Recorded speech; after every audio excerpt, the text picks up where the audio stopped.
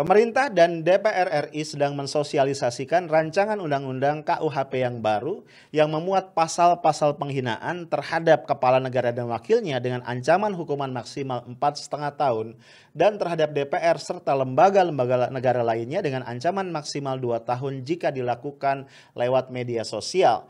Hal ini menunjukkan semakin jelasnya watak kekuasaan yang berjalan pelan tapi pasti menuju otoritarianisme baru.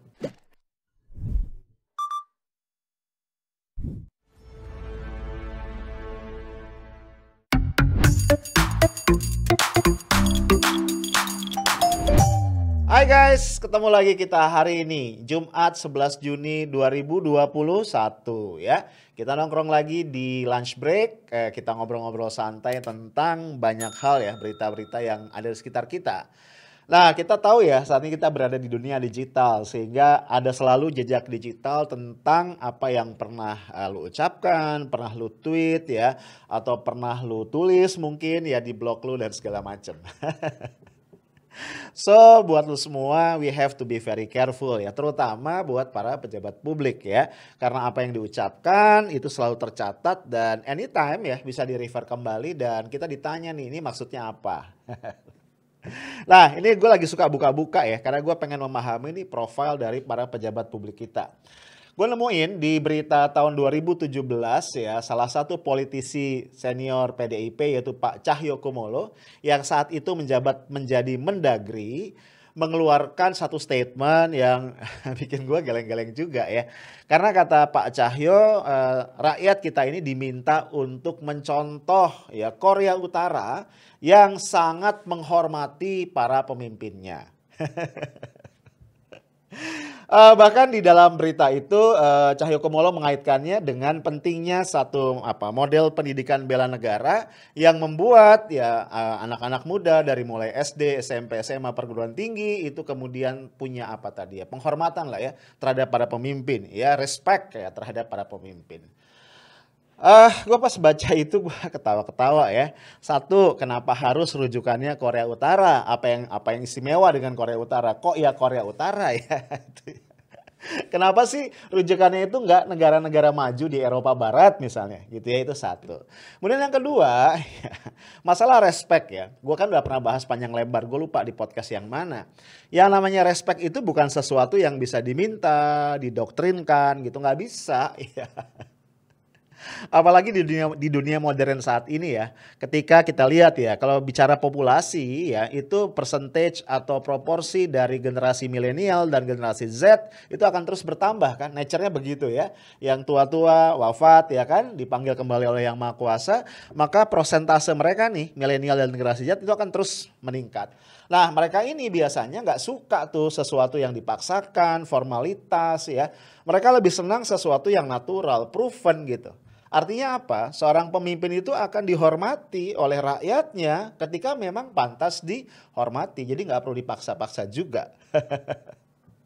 Nah, karena Pak Cahyo menyebut Korea Utara, akhirnya gue jadi penasaran ya. Emang kayak apa sih rakyat di Korea Utara menghormati pemimpinnya? Akhirnya gue coba browsing. Ternyata emang menakjubkan ya bro. Di pusat kota Pyongyang itu ada kayak satu plaza atau gue menyebutnya altar. Ada dua patung raksasa, satu adalah patung Kim Il Sung, ini adalah pendiri Korea Utara, bapak bangsanya, dan satu lagi adalah Kim Jong Il. Ini adalah anaknya Kim Il Sung yang melanjutkan kekuasaan bapaknya, dan ini juga kemudian melanjutkannya kepada anaknya juga ya, Kim Jong Un yang berkuasa saat ini. Nah, dua patung raksasa itu emang berdiri sangat gagah ya.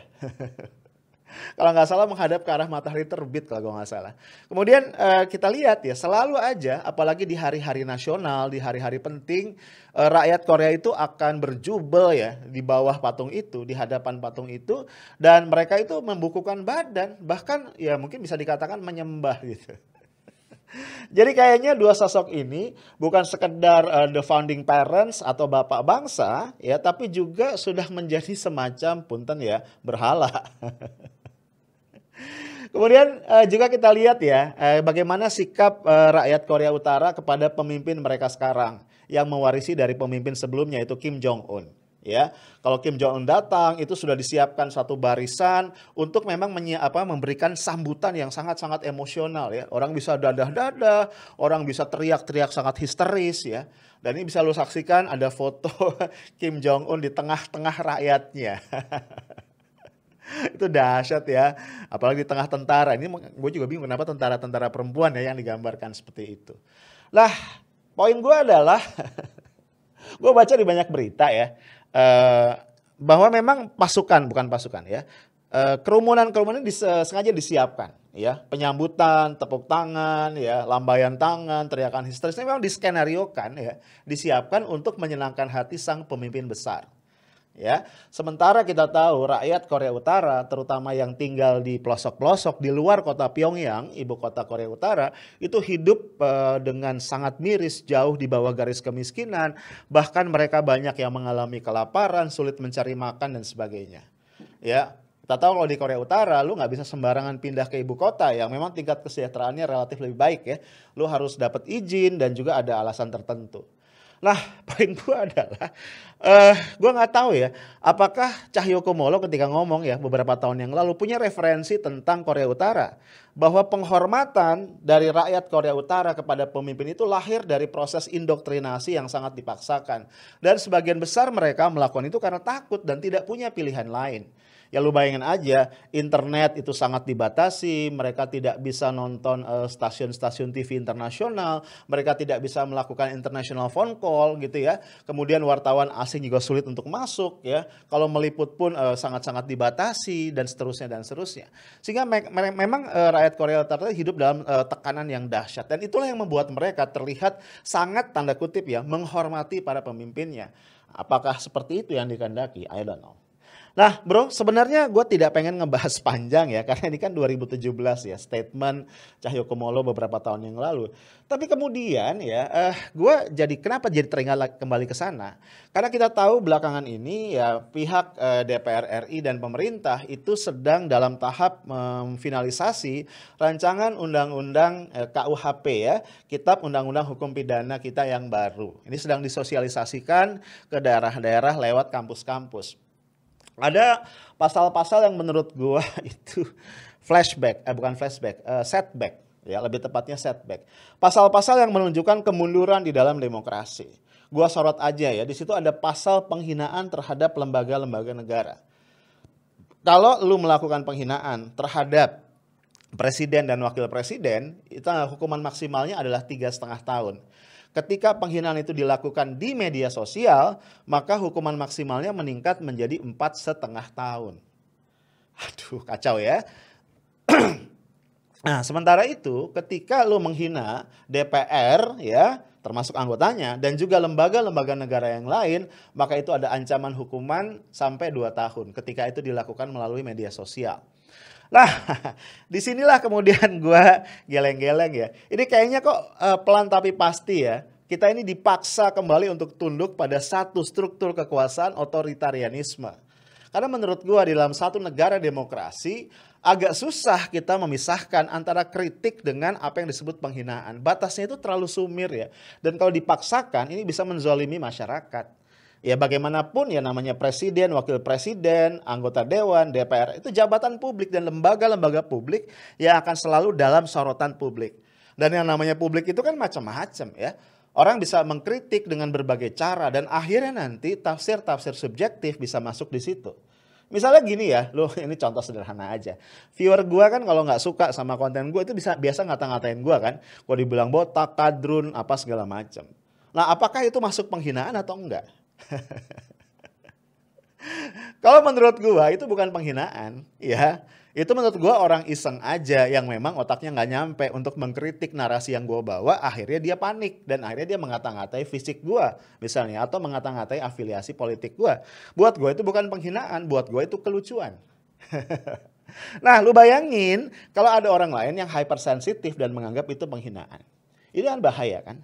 Nah memang bro, kalau lo lihat di undang-undangnya itu dipercantik lah, dipermanis ya, dengan beberapa ketentuan. Misalnya penghinaan tadi tidak bisa dipidanakan jika konteksnya adalah membela diri atau demi membela kepentingan umum.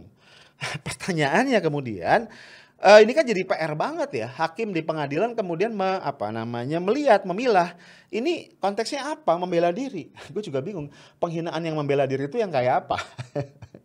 Kemudian batasan itu kepentingan umum atau tidak itu gimana ya? Karena menurut gua seluruh langkah atau setidaknya hampir seluruh langkah yang diambil oleh presiden, wakil presiden, DPR, lembaga negara itu pasti menyangkut kepentingan umum. Dan ketika ada orang menyoroti itu ya pasti konteksnya adalah kepentingan umum.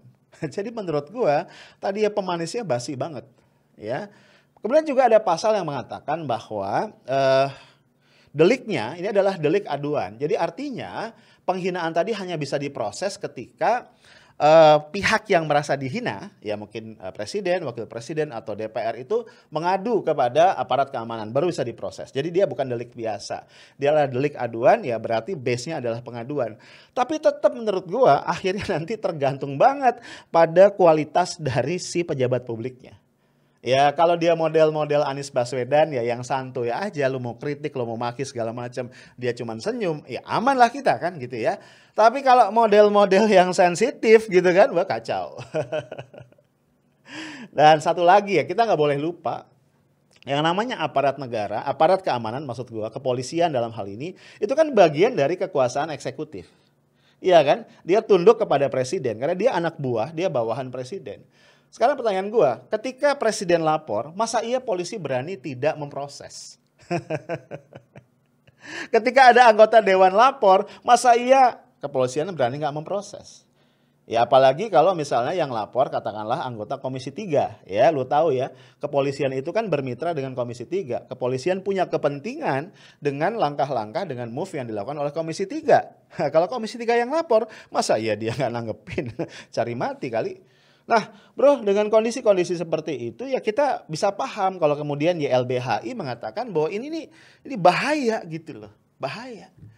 Ya, gue melihat potensi bahaya yang lebih besar lagi bro, yaitu ini bisa menjadi membuka peluang orang semakin senang nanti untuk menjilat kekuasaan, iya kan? Orang akhirnya berpikir lawannya, ya. Oke, kalau gue menghina nanti gue dihukum, ya udah gue menjilat aja deh. Ya siapa tahu gue dapat insentif kan gitu. Ya komisaris minimal.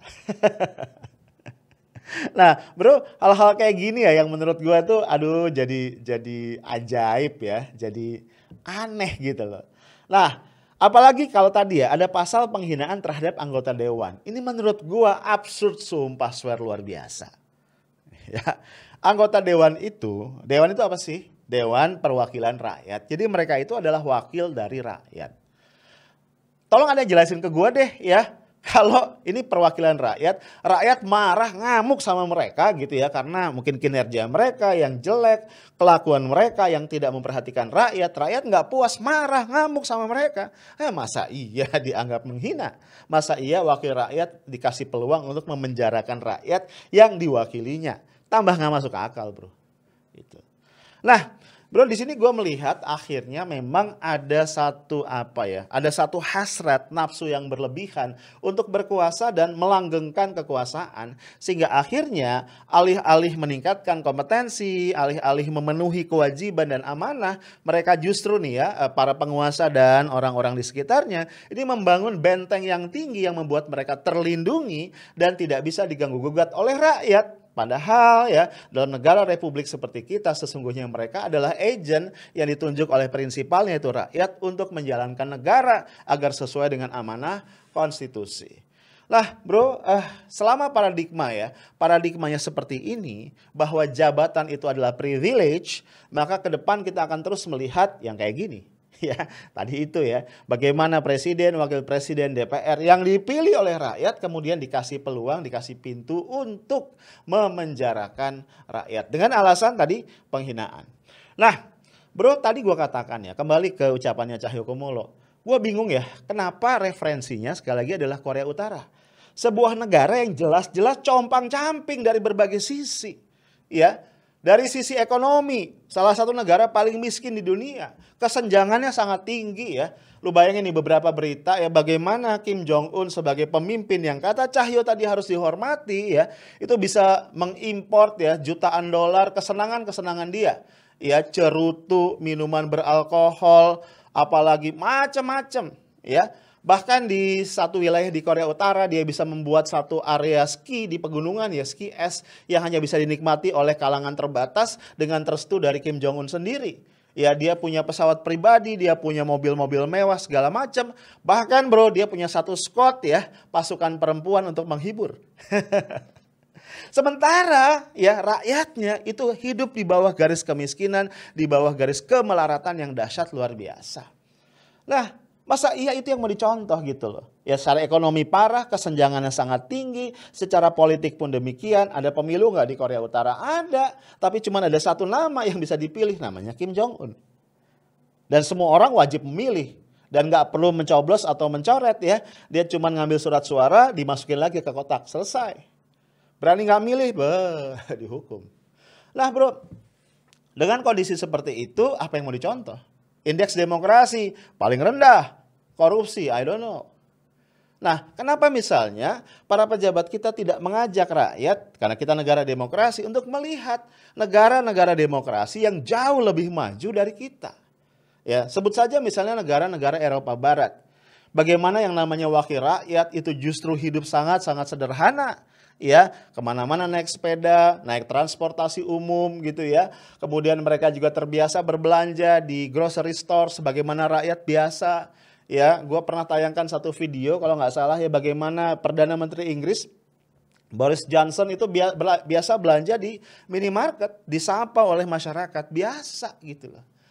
Ya, jadi gue bayangin ya, kalau para pejabat publiknya profesional, ya kepala negara, kepala pemerintahannya profesional, anggota dewannya pun profesional, nggak akan ada peluang orang untuk menghujat atau menghina. Ya, kalaupun ada yang menghujat atau menghina berarti dia orang gila, ya kan? Atau memang orang yang punya masalah. Dan untuk orang seperti ini cukup diberlakukan pasal-pasal biasa yang berlaku untuk semua orang. Disitulah kemudian equality before the law itu kita lihat dengan nyata. Tapi bro, again ya, kalau sudah masalah hawa nafsu untuk berkuasa agak susah ya gue ngomongnya. Karena kemudian hitung-hitungannya bukan lagi hitung-hitungan rasional, apalagi untuk kepentingan rakyat. Nah, terakhir gue pengen nanya sama lo, yang setuju kita mencontoh Korea Utara siapa? Kalau gue sih nggak setuju ya.